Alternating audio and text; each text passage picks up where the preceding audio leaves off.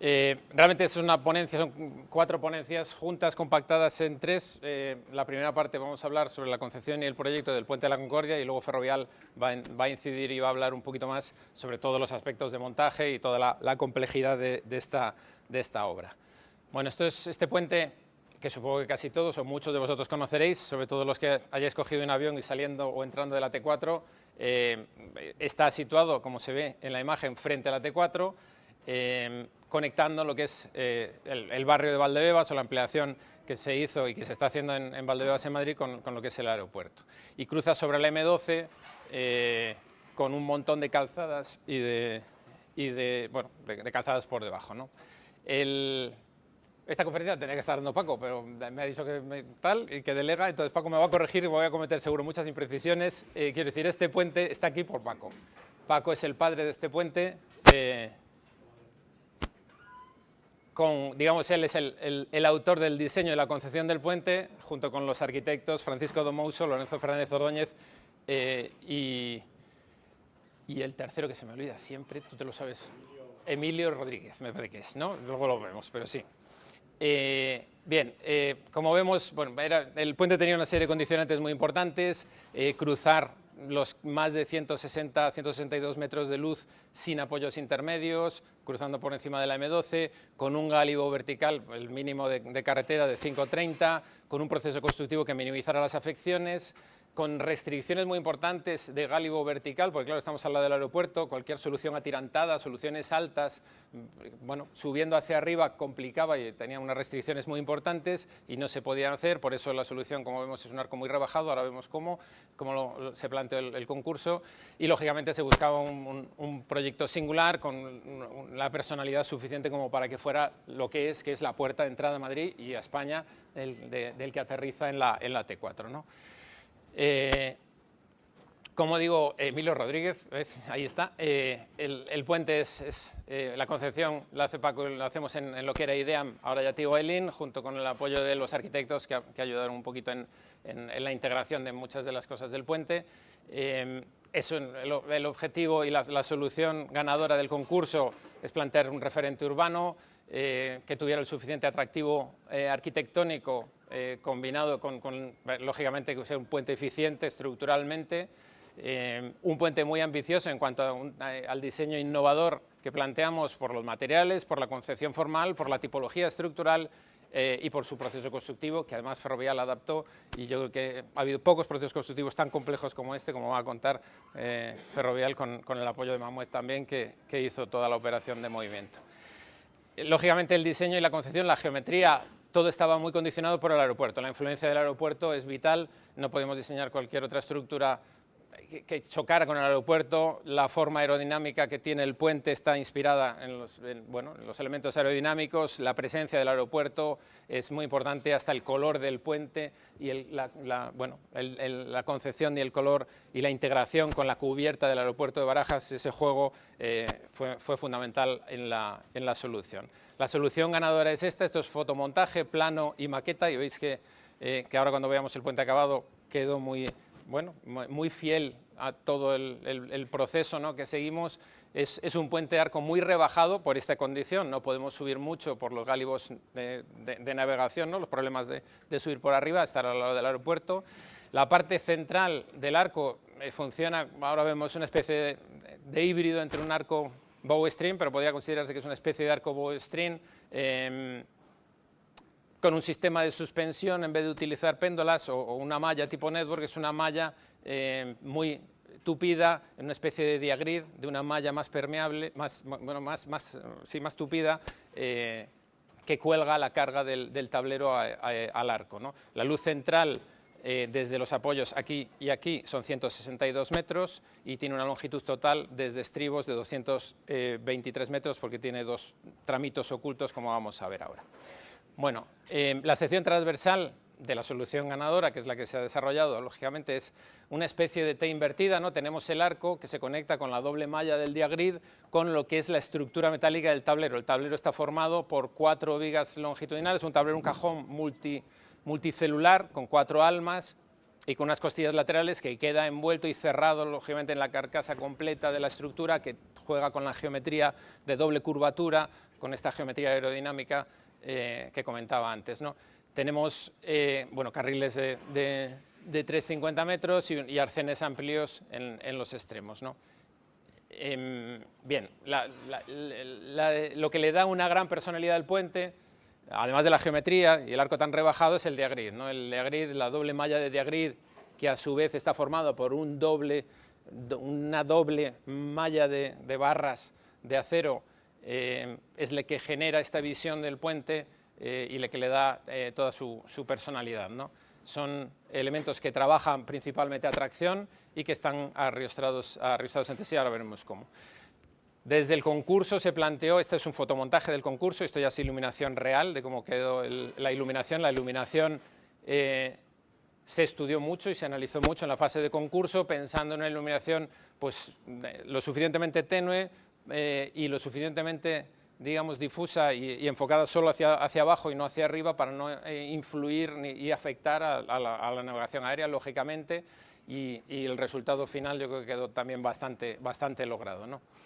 Aquí vemos ya con el puente acabado y vamos a comentar brevemente cómo funciona estructuralmente el puente. El puente podría describirse como un funcionamiento híbrido entre lo que es un arco de tablero intermedio. La parte central funciona como un bowstring, las cargas del tablero suben por las péndolas, en este caso es la malla del diagrid, suben al arco, el arco transmite las compresiones hasta los puntos de apoyo en pilas, aquí y aquí, la tracción pasa hacia atrás y aquí se equilibra con una carga vertical y con una biela trasera, con una estructura de hormigón que está oculta en los estribos, llevando la carga a un estribo que tiene levantamientos, digamos, o tiro vertical, con el apoyo, digamos, con compresiones en el apoyo de pilas. Esa es una forma de verlo, y otra forma de verlo es, estamos empotrando un puente con una estructura trasera que hace que funcione como una viga continua, y el punto de momento nulo es el punto de unión del arco con el tablero, ¿no? Entonces ese funcionamiento es el que hace que funcione una especie de viga de gran canto y una especie de arco de tablero intermedio. El arco tiene 124 metros de longitud por encima del tablero, que es la parte que se montó por separado y que luego vamos a ver con mucho detalle cuál es el proceso constructivo. Tiene una flecha de 10,3 metros, que es una relación flecha-luz, un doceavo, que es la mitad, o sea, tiene la mitad de flecha de lo que pediría un arco de este estilo, ¿no? Del orden de un sexto es una cosa razonable, un doceavo es un arco muy rebajado, como es este caso, ¿no? El canto del arco es constante en toda su longitud, tiene 1,50, y en cambio el ancho es variable, arrancando con 4 metros, reduciéndose, por un tema formal, hasta 2 metros en clave, ¿no? Como vemos aquí. El tablero, como comentaba antes, es una estructura mixta, la estructura metálica es un tablero multicelular con 4 almas y una serie de costillas transversales en prolongación de las celosías que rigidizan y que arriostran cada 5 metros el tablero para dar rigidez a torsión, cerrado lógicamente por la chapa rigidizada inferior para cerrar visualmente todo el puente, y cada 5 metros pues tenemos una costilla que es la que permitirá el apoyo de las prelosas y la ejecución de la losa superior. El diagrid, que es el elemento que le da la personalidad al puente, formado por esta malla de doble cruce de péndolas, digamos así, con barras de acero, está dispuesto en dos planos diferentes, y como vemos se diseñaron, y además Ferrovial participó mucho en toda la concepción de esta solución, unas bridas, unos elementos especiales que permitieran los movimientos pequeños movimientos entre cualquiera de las barritas, ¿no? No todos los cruces tenían un dispositivo de cruce de péndolas, siquiera como uno de cada dos, más o menos, una cosa así, ¿no? Incluso había algunos hechos con impresión 3D, que Juanjo seguro que cuenta luego alguna cosita de estas. Están arriostrados a su vez entre sí, con una serie de arrostramientos que quedan ocultos y prácticamente no se ven, para evitar problemas de vibraciones frente al viento. El funcionamiento en estribos que quedan ocultos, este vano que queda oculto, pues la compresión, como decía, que viene del arco. Esta parte de esta estructura es una estructura de hormigón, la parte del tablero, en prolongación de lo que es el tablero metálico, se pretensa, porque tiene tracciones, esta parte queda pretensada y que va a estar traccionada. La compresión del arco se equilibra con la compresión de esta biela, con la reacción vertical de compresión en los apoyos, y aparece un levantamiento, un tiro en lo que es el estribo, que se resolvió finalmente con una propuesta de adaptación por Ferrovial con pilotes trabajando también a tracción, como luego también seguro que Juanjo comenta algo. Entrando un poco en el proceso de fabricación de la estructura metálica, he comentado que la concepción y el proyecto es nuestro. Nosotros fuimos también dirección de obra de todo el proceso y estuvimos trabajando, aunque estábamos en la dirección de obra codo con Ferrovial, haciendo que el puente saliera adelante. Un puente como este, si no colaboras con el contratista para sacar muchas ideas y propuestas adelante, es imposible hacer que esto funcione bien, ¿no? Y además este puente tan singular, con una geometría y una concepción tan marcada, luego requiere la colaboración de todos los equipos, y esto fue uno de los ejemplos de ver cómo funciona de verdad una ingeniería con el contratista, junto con el taller, viendo cómo hacer que todo funcione adecuadamente, y con una propiedad que entendió muy bien la Junta de Compensación Parque de Badajoz, que entendió muy bien todas las cosas que les planteábamos, ¿no? A veces nos cuesta con alguna otra propiedad, alguna cosa, explicar por qué hay cosas que tienen que ser de una forma u otra, y aquí en cambio nos permitieron, desde luego, todo lo que planteábamos lo entendieron muy bien.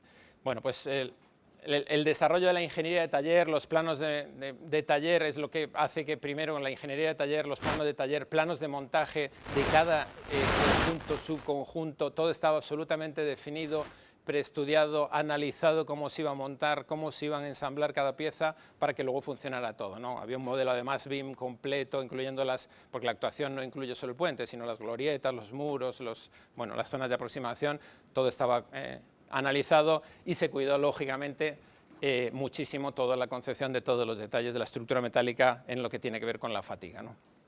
Bueno, la fabricación en taller, lógicamente, digo los talleres porque empezó, el concurso fue en 2008, la obra empezó en 2016, me vais a corregir los que no, y luego ha habido varias crisis, varias sucesiones de problemas coyunturales. Se empezó con un taller, luego quebró, luego hubo otro, luego quebró, no por el puente, sino por la coyuntura del país y lo que fuera, y acabó haciéndolo Dizmar, que fue el último taller. Además, cada taller planteaba montarlo de forma distinta, con lo cual teníamos que ir viendo cómo gestionar todo ese proceso, que no era sencillo, ¿no? Bueno, con el último, pues todos los talleres, lógicamente, preparados para ejecutar este puente con clase de ejecución 4, de acuerdo a la 1090, todos los elementos, los subconjuntos, como digo, discretizados y bien definidos, y transporte por carretera desde Galicia, que es donde se fabricó el puente, ¿no? Se estudiaron mucho y estudiamos mucho las secuencias de armado y de soldadura de cada elemento, y luego cómo se iban ensamblando y cómo se iban soldando cada subconjunto, cada conjunto, cada tramo del tablero, cada tramo del arco, para evitar pues, problemas de tensiones residuales, problemas asociados a embridamientos, que no generar problemas en el puente si se podían evitar, ¿no? Bueno, todo eso se analizó y se estudió mucho desde toda la fase de concepción previa, incluso al inicio de la fabricación, ¿no? Todas las bancadas de montaje, todo, estaban muy estudiadas en taller y luego en obra, ¿no? El control geométrico es fundamental para un puente con una geometría como esta, una geometría variable en todas las dimensiones. No hay un trocito, una dovela que sea igual a la siguiente, todo es variable. Entonces, requirió un procedimiento geométrico de montaje en blanco muy riguroso. Ahora comentaba yo con Conchita, un chascarrillo, hace tiempo, uno de los puentes que hicimos en México, decíamos, pero ¿habéis hecho montaje en blanco? Y nos dijeron, lo hemos pintado de blanco. Y le dijimos, no, pintar de blanco es una cosa, el montaje en blanco es otra. Bueno, un puente como este requiere montar en blanco, preensamblar las dovelas y las piezas que van a ir ejecutándose una con otra, porque si no, no hay forma de garantizar que la geometría vaya a quedar bien, ¿no? Bueno, se hicieron procedimientos de control geométrico desde el corte y la preparación de bordes, el armado de los subconjuntos, las bancadas de los montajes, todo el proceso de contraflechas y cómo garantizarlo, el control de las soldaduras previo al ajuste de las chapas, previo al soldeo, y quedar documentado todo eso, después el control de los subconjuntos terminados y el control evolutivo en obra del montaje de todos esos conjuntos. En general, con muchos montajes físicos en blanco, a veces es imposible montar un puente de casi 25 metros de anchura y 160 metros de longitud, todo en taller, entonces se recurrió en ciertos casos, no muchos, pero en ciertos casos, a montajes en blanco virtuales, sacando pues, una geometría 3D de las piezas y controlando esas geometrías para garantizar que la pieza siguiente que va a llegar a obra va a encajar en su sitio, ¿no? El control de calidad de la estructura metálica fue fundamental en una obra como esta, y el sistema de control fue, lógicamente, acorde al pliego y a la normativa de referencia. Bueno, ya veníamos trabajando mucho con estructuras metálicas muy singulares y aquí hemos seguido continuando con los procesos de control que hemos aplicado muchas otras veces. El objetivo es asegurar la calidad en cada una de las fases de fabricación, teniendo en cuenta pues, todos los detalles y el control de las soldaduras y los controles sobre todo previos a las soldaduras y al montaje en blanco de cualquier elemento, ¿no? Y es el contratista el que al final acaba acreditando la conformidad de la estructura metálica a través de su PAC y de su programa de control de calidad frente a la propiedad. En ese caso nosotros tenemos la dirección de obra y es el que se encarga de hacer que todo eso esté controlado, documentado y garantiza que se está haciendo bien, ¿no? Con los controles adicionales que luego desde la dirección de obra se hacen adicionales, ¿no? De todas esas cuestiones. El proceso constructivo, que va Juanjo a explicarlo mucho en detalle, es complejísimo y dedicamos muchísimas horas nosotros con Ferrovial, con Manmuet para analizar, y Juanjo va a entrar mucho en detalle, con lo cual me lo voy a saltar porque vais a disfrutar viendo todo eso. Después de que el puente estaba en su sitio, porque se montó fuera, ya era todo mucho más fácil, ese día respiramos todos. Ya fue solo colocar prelosas, ferrallar y acabar en la parte que no tenía, ahora Juanjo seguro que lo cuenta con más detalle, acabar la losa del tablero y hacer pues, los acabados, prueba de carga estática y dinámica, y te he ahorrado, me ahorro un minuto incluso. Entonces, bueno, pues es esto, ¿no? Yo creo que Juanjo seguro que va a pasar también por la ficha, pero los datos principales es la propiedad fue la Junta de Compensación Parque de Valdebebas, nosotros hicimos el proyecto y la dirección de obra, y Ferrovial Construcción y los servicios técnicos de Ferrovial han jugado un papel absolutamente fundamental en desarrollar el puente. No he dicho que el puente, el arco, Juanjo seguro que lo va a matizar, el arco originalmente lo habíamos concebido metálico, Ferrovial nos propuso hacerlo mixto para ahorrar peso y se cambió, lo adaptamos en el proceso gracias a una propuesta de ellos. El taller es Dietmar y Manmuet es el que ha hecho toda la operación especial que va Juanjo a contarnos ahora. Y esto, muchas gracias. Inicialmente, cuando te planteas la construcción de un puente singular, lo más importante es decidir el proceso constructivo. Es muy importante porque tiene mucho impacto económico, de plazo, etcétera. Ahí veis arriba lo que venía en el proyecto de licitación, una propuesta simplemente conceptual con un puente apeado sobre la propia M12. Y sobre esta propuesta trabajamos, vimos lo que suponían los desvíos de tráfico, los cortes de calzada. Es una autopista de peaje, cualquier corte o desvío supone un coste económico. Por lo tanto, lo valoramos y lo desechamos. Buscamos otras alternativas, las alternativas que todos os podéis imaginar, de hacerlo empujado o hacerlo trasladado. Hay una dificultad para el traslado, que lo muestro aquí, que es esta calzada de la M12, que es una calzada elevada, que es esta calzada de aquí, que suponía una interrupción, voy para atrás, suponía una interrupción en el transporte. Una vez que el puente estuviera montado, hacer el transporte completo de una sola vez era imposible, teníamos que hacer algo. Y ahora os contaré lo que hicimos.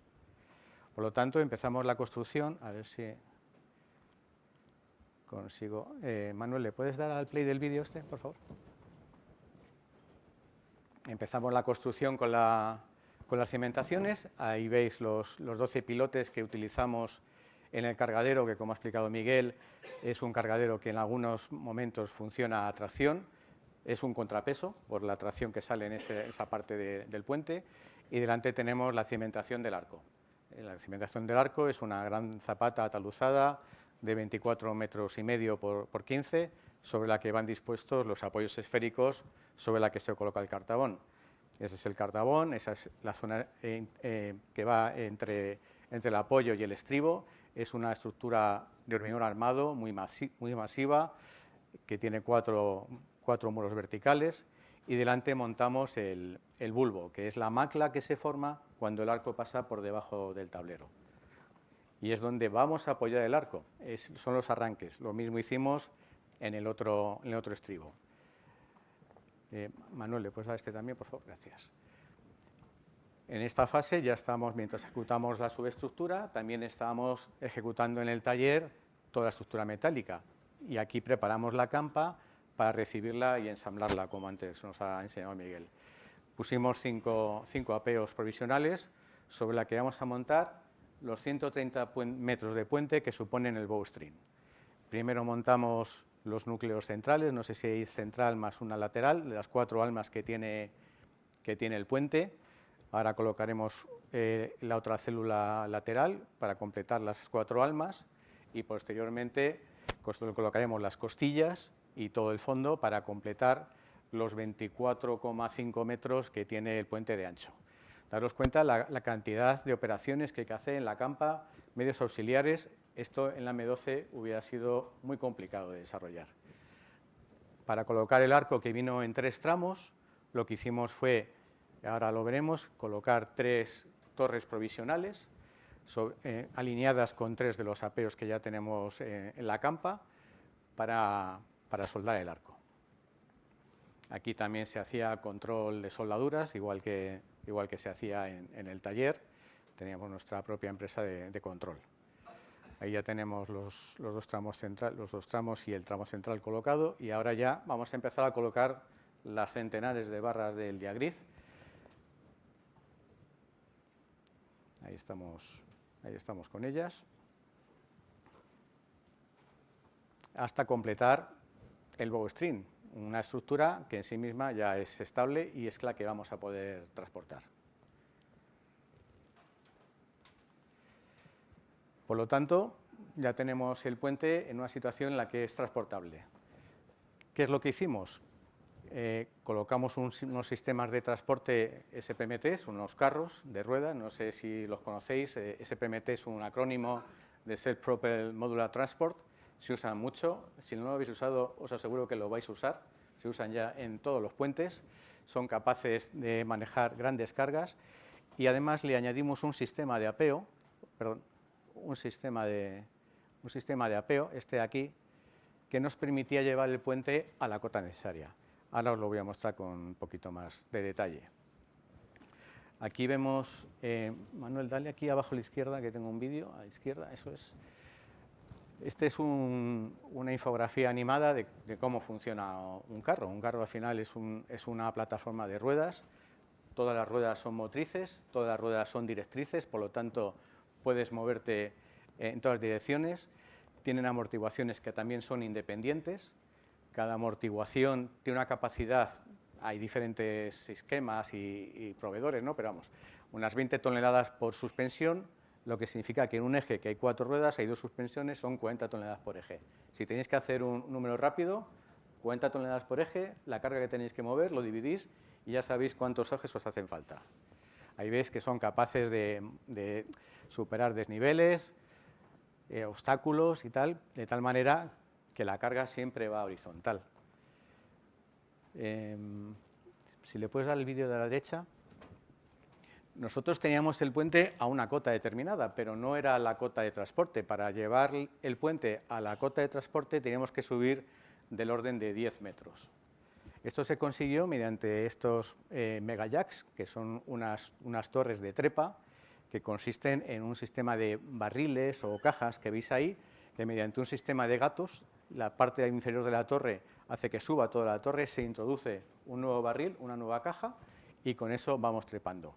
Fijaros que con esto conseguimos del orden de 10 metros, pero se puede conseguir mucho más. Rafael seguro que me puede precisar. De tal manera que ya teníamos el equipo de transporte con los ejes necesarios para llevar la carga, eran 130 metros de bowstring y queríamos transportar unas 2.400 toneladas.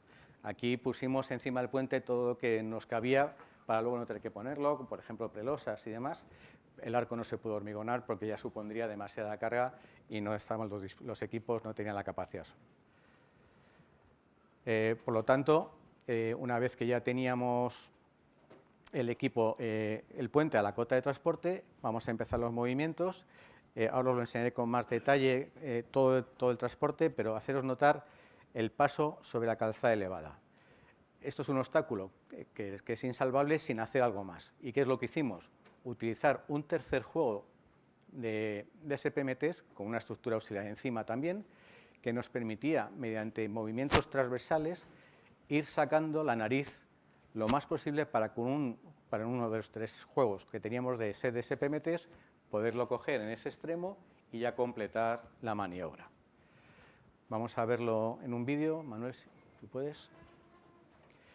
Aquí vemos cuando se están empezando a llegar los equipos y las primeras fases de apeo. Ha subido rápidamente. Fijaros, todo el esquema es isostático. Cada una de esas torres SPMTs tiene una capacidad de unas 500 toneladas. Es decir, que tenemos en hidráulica unas 2.000 toneladas por cada uno de los apoyos del arco. Encima de esas dos torres van dos perfiles y encima de esos dos perfiles la viga transversal grande. De tal manera que todo el esquema es isostático. Siempre tenemos controladas las cargas en cualquier situación. Aquí estamos haciendo los primeros movimientos, que era un giro de 90 grados. Acordaros que estaba el puente en situación perpendicular a su situación definitiva y había que hacer un giro de 90 grados, hasta topar con la calzada elevada, que recortamos un poquito, no se veis cuenta, recortamos un poquito el relleno, de tal manera que pudiéramos aproximarnos lo más posible. Y arriba esperaría el tercer set que nos va a servir para empezar a hacer los movimientos. Esta maniobra se hizo con los dos sets que estaban sincronizados, estaban cableados a través del puente, de tal manera que un solo operario era capaz de manejar los dos juegos de SPMTs perfectamente sincronizados para que no hubiera desequilibrios.